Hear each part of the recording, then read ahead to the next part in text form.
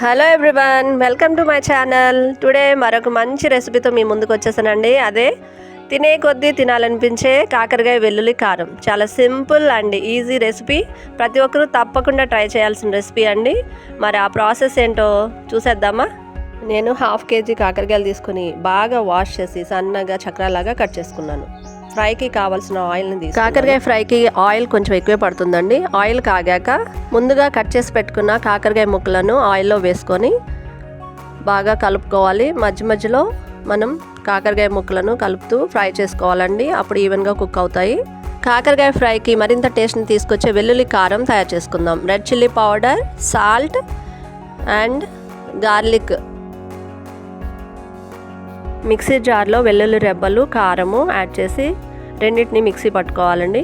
ఆ మిశ్రమాన్ని మనం కాకరకాయ ఫ్రైలో యాడ్ చేయాలి. ఈ మిశ్రమం యాడ్ చేయడం వల్ల కాకరకాయ ఫ్రై చాలా కమ్మగా వస్తుంది. కాకరకాయ ముక్కలు మగ్గిన తర్వాత సరిపడినంత సాల్ట్ యాడ్ చేసి బాగా కలుపుకోవాలి. కాకరకాయ ముక్కలు ఆల్మోస్ట్ కుక్ అయిపోయిన తర్వాత మనం మిక్సీ పట్టుకున్న మిశ్రమాన్ని యాడ్ చేయాలి. యాడ్ చేసి బాగా కలుపుకోవాలి.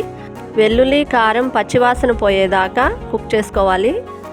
ఆ మిశ్రమం కాకరకాయ ముక్కలన్నింటికి పట్టేలాగా బాగా కలుపుకోవాలి. చూసారు కదా, అలా బాగా కలుపుకున్న తర్వాత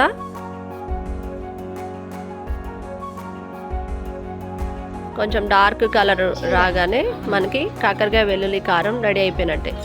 మీరు కూడా తప్పకుండా ట్రై చేయండి. ఆహా, ఏమి రుచి అనాల్సిందే. కాకరకాయ వెల్లుల్లి కారం రెడీ.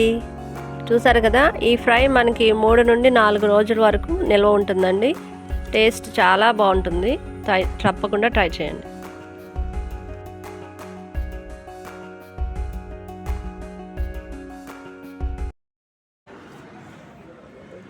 కాకరకాయ వెల్లుల్లి కారం చాలా బాగుంది.